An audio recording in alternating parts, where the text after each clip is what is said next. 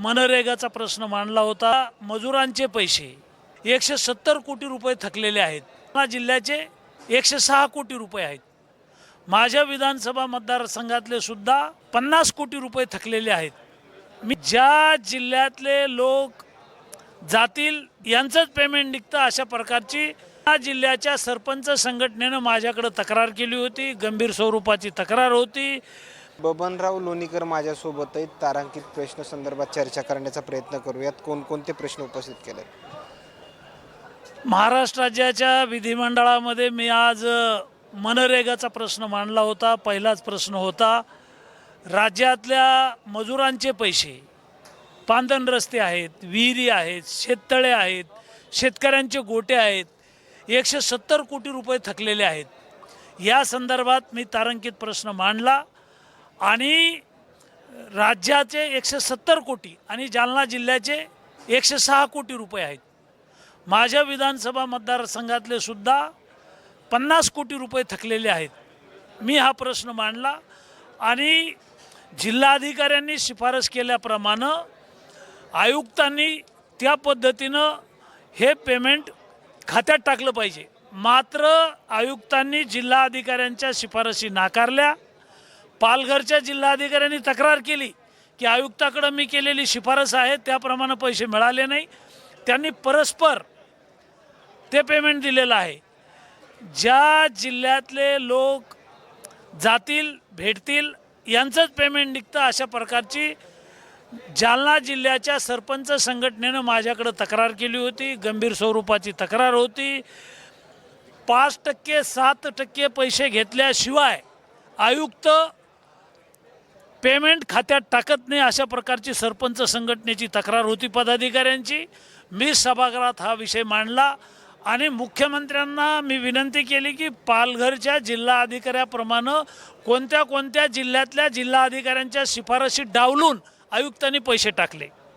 खरं तर सगळ्या राज्यातल्या शेतकऱ्यांचे पैसे, मजुरांचे पैसे 170 कोटी रुपये दिले तर हा प्रश्नच येणार नाही।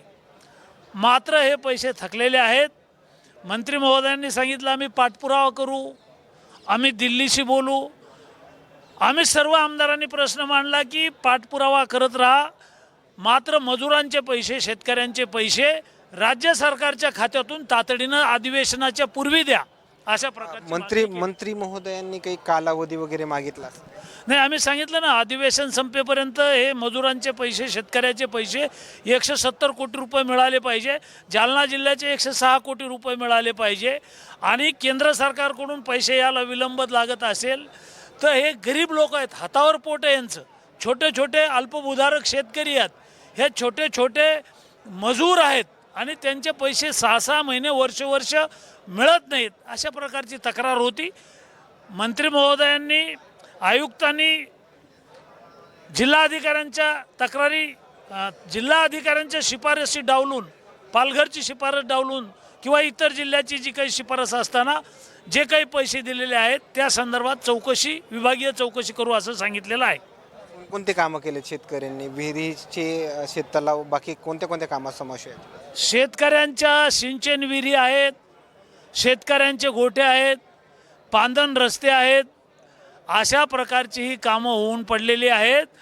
जर मजुरांचे पैसे वर्ष जर मिळत नसतील आणि हे कुणाची वाट पाहत आहेत, तातडीनं हे पैसे द्या अशा प्रकारची मागणी आहे।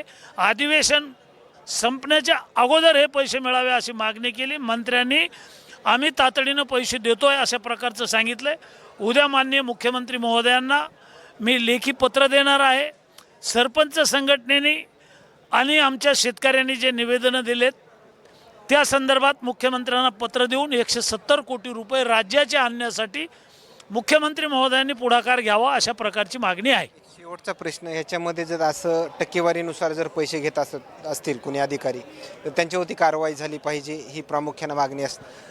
होय, सरपंच संघटनेचे जिल्हाध्यक्ष शत्रुघ्नजी कनसे आणि त्यांच्या पदाधिकाऱ्यांनी माझ्याकडे ही टक्केवारीची तक्रार केली होती आणि त्याप्रमाणे मी सभागृहात हा विषय मांडल्यानंतर विभागीय आयुक्तांची चौकशी करू अशा प्रकारचं मंत्री महोदयांनी उत्तर दिलेलं आहे। धन्यवाद. हे होते बबनराव लोणीकर आणि तारांकित प्रश्नामध्ये झालेली ही चर्चा. मात्र आणखीन काही नवीन अपडेट्स मिळतील का हेही पाहणं तेवढंच महत्त्वाचं ठरणार आहे. मात्र MRHSचा सर्वात मोठा विषय जो आहे तो आपल्या सूर्यधनु चॅनलच्या माध्यमातून त्यांनी केलेली चर्चा. Cameraman Umakant फडसोबत Sachin Munde, सूर्यज media, Mumbai.